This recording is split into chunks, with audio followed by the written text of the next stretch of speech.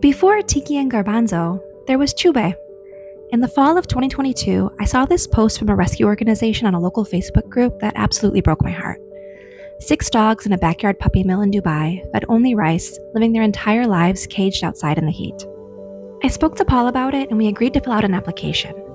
About a week later, we got the call that we'd been selected to foster. When we picked him up, he was terrified, too scared to even come out of his crate, despite lots of encouragement from our resident dog Lucky, who would swing by to give him a sniff and a play invite about every 20 minutes or so. However, the only time he would come out to eat or pee was at night when we were upstairs in bed and he was left alone in his pen. However, we quickly learned how food motivated he was and started using food to encourage him. At first, just taking a few steps outside of his crate to grab a treat before retreating back to the crate. Then eventually around the corner and into the kitchen, but always retreating back to his cage if he got scared or if I got too close. We tried our best to give him lots of space, staying out of view when he showed interest in playing with Lucky. Then eventually, playing in my presence, learning about toys from Lucky. When we first adopted Lucky, he didn't know what to do with toys either, so watching him teach Chube was especially sweet. Then, a little bit after that, he started playing with me. This was such a hard era because I wanted to pet him so badly, but he still wasn't comfortable with my hands coming anywhere near him. We bought him some doggy stairs to encourage him to join us on the sofa. At first, he relegated himself to the first step.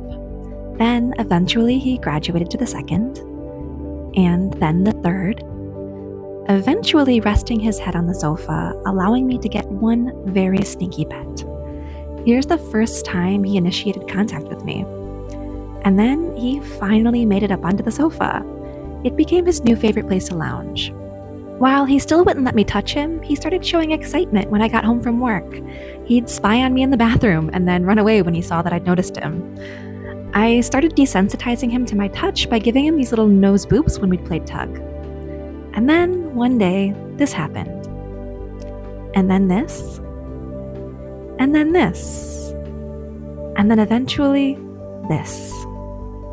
It was clear. He felt safe in the house, and he felt safe with me. So now that I could finally touch him, I could get a harness on him, and it was time to try walks. At first, they were hard and very scary for him. Looking back, a night walk was definitely a bad idea. But eventually he got more comfortable, and curiosity started to become stronger than the fear. We started taking him places, especially the beach. The beach became his favorite place. He'd gone from being this terrified and traumatized little being to my affectionate little sidekick. We were approved to adopt him a little while later, and that's exactly what we did. So when we made the move to Italy about 8 months later, of course he came with us. Being able to give this guy the best life possible has been such a joy and has been one of the